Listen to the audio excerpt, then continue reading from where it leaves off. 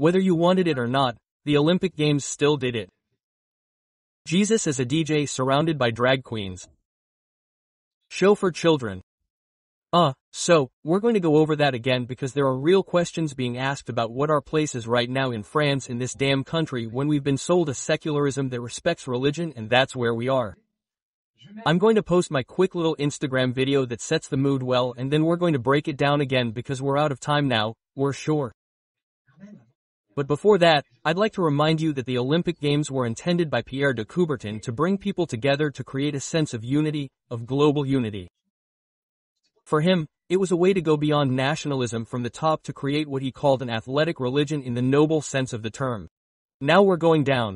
I also remind you that the motto of the Olympic Games is Ductius, Altius, Fortius, further, faster, stronger. That comes from Father Dido because Pierre de Coubertin was Catholic and this motto of the Olympic Games actually comes from a Dominican father. Faster, further, stronger.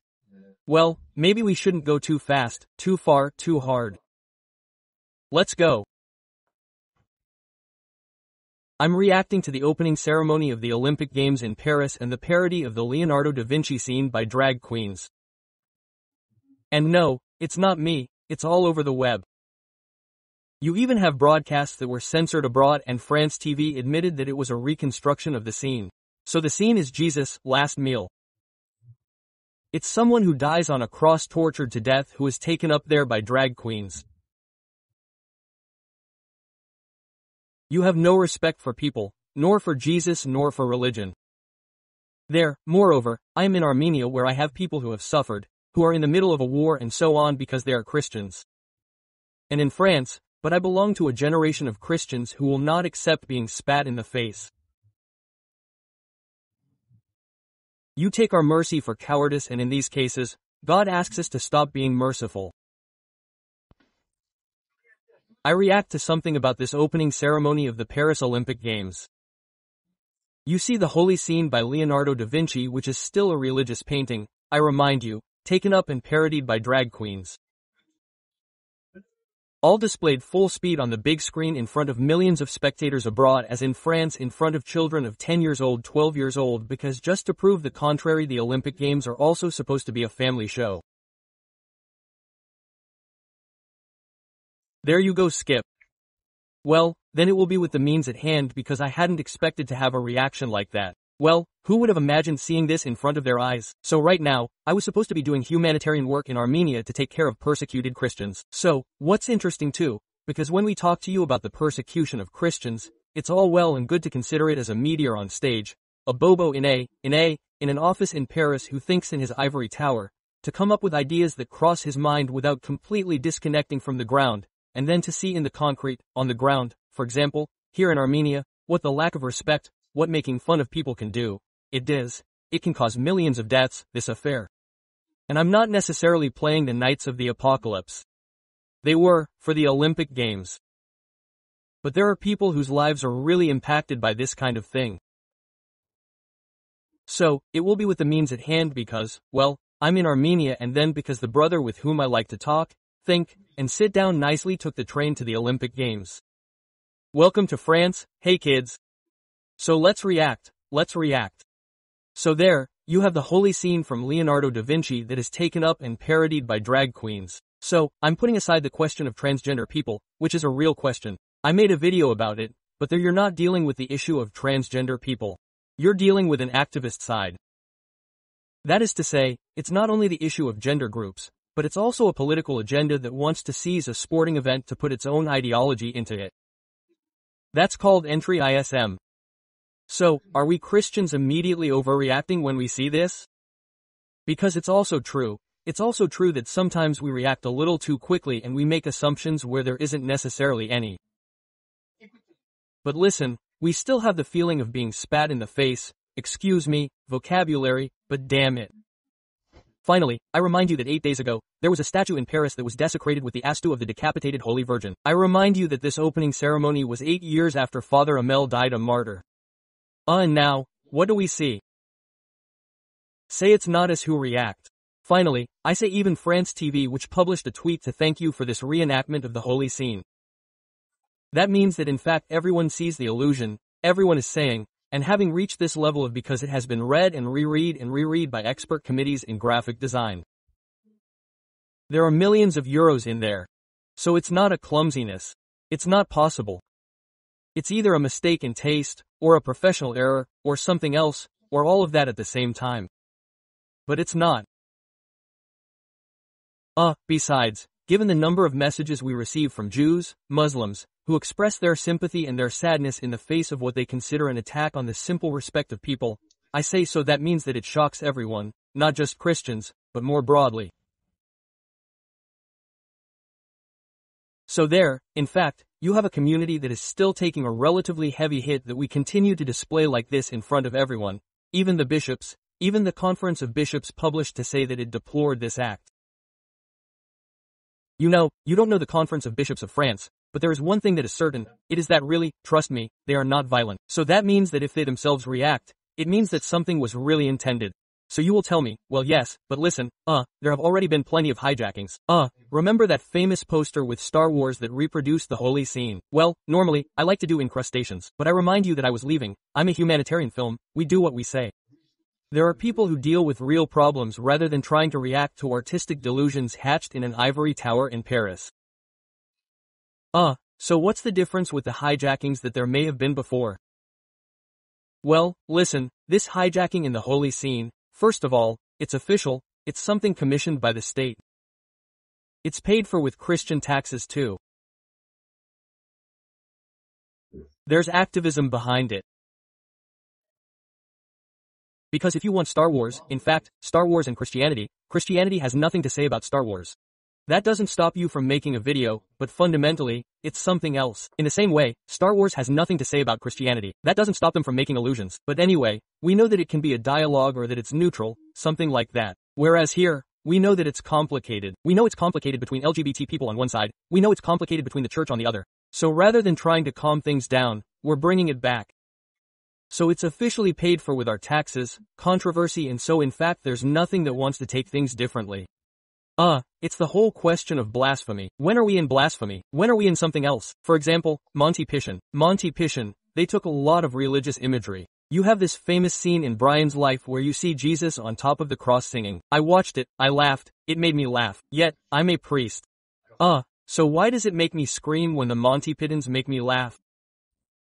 Because in the Monty Pythons, it's clear and simple that you are not blasphemous, you are disrespectful. That is to say, you take things where the Monty Pythons say to themselves, yeah, there is still an overinvestment in emotion and sacredness, etc. And we're going to try to invest that to try to lighten the atmosphere and gently mock each other. And the important word here isn't the word mocked, it's the word gently. Whereas here, you're not in a harmless diversion. The goal isn't to make people laugh. The goal is to clash and actually give the finger. Let's say it clearly, I apologize for my vocabulary, I don't have time to make a well-posed video, etc., but we're tired of being spat in the face. So it's not overreaction, it's clean, it's clear, it's intentional. And behind it, what we mustn't forget is that the holy scene is a guy Jesus who died. He was tortured to death. So what's the point of all this? What's the point of putting an LGBT person behind it? It's completely gratuitous. It's completely evil because not only are you making fun of religions, not only are you making fun of Jesus, but you're even making fun of torture and to death in fact in this affair. So, after that, in addition, all of this is happening in a context which means that in France, it's quite complicated on a political level, because we feel that we're coming out of 2 months, 3 months, where we put ourselves, where it's blown out of the water, and to see that in fact the Olympic Games could have been a moment of national unity, and we need it. It's not as if the social bond in France is great. We need to put things back together. Well no, here, rather than trying to calm things down, you're putting another coin in the machine. And so there, you have the girls again who start yelling at and responding to the far-right guys by saying, yeah, we only heard you during the European elections, well now it serves you right. Well, the fascists, and we Christians, we're in the middle of all this, we're being completely manipulated. So in fact, if you want to know what this shows you, it's that these people have no respect. They have no respect for religions, or even for a certain form of simple humanity. They take pleasure in spitting in people's faces and stirring up a climate of violence and hatred to gain ideological traction. So after we've said that, after we've had a good laugh, after we've said that there's really enough, what does that mean? I'll go back to the French bishops' conference.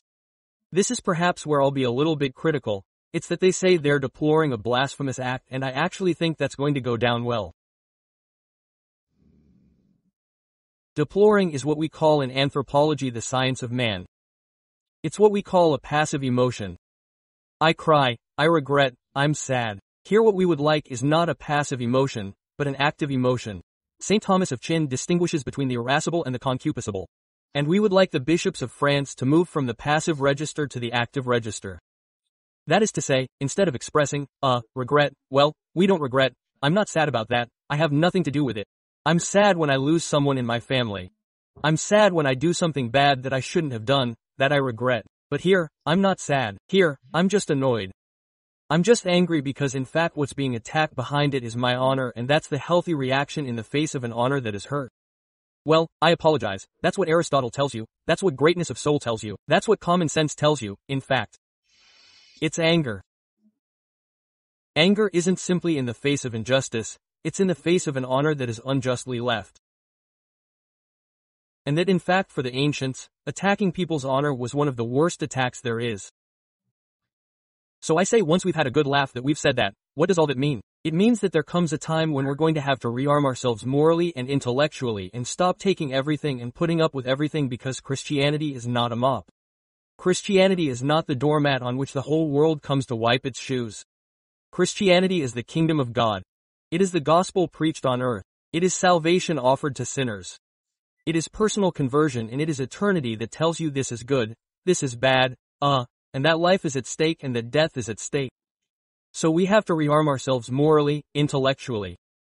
And here the two-point question is to say that in fact we have preached too much about mercy, and that now by dint of preaching about mercy, people take it for cowardice. And if they ever take it for cowardice, in fact the more we talk about mercy, the more we open the door to anything and everything. So for educational reasons, we have to think about the limits of dialogue. What do you say to someone who clearly does not want to dialogue? What do you say to someone who clearly does not want to listen to you and who clearly is not of good will? Are you going to continue to preach dialogue? Are you going to continue to preach mercy? Or do you say, because that is also charity? In the name of charity, I will try to prevent him from sinking into evil. And so, what I'm saying is perhaps nothing, but it's a call to tell you that we have to think about the limits of dialogue. It means that we belong to a generation of Christians. We're tired of being spat in the face and we won't accept it. We won't accept it anymore. You took our mercy for cowardice, and that constantly, all the time, and well, God is now asking us in the name of this mercy to restore its nobility, to stop being merciful for educational and temporary reasons. And in fact, you will be able to see in the comments, this generation of new Christians is here, it exists, I'm not alone. So listen, the fight continues, we don't give up, love will conquer, but who says go, who says conquer, says fight. So love will fight, love will conquer.